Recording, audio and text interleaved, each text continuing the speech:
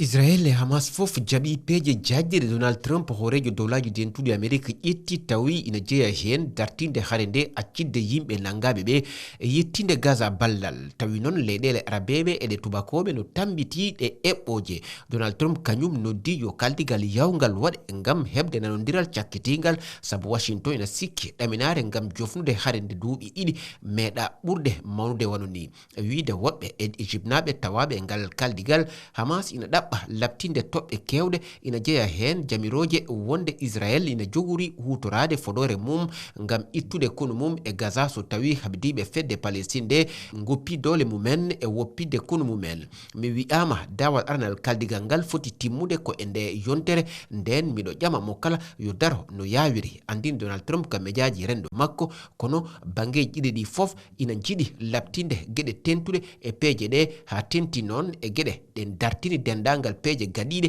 ngam dartinde haade nde wawde hadde nanodiral yawgal.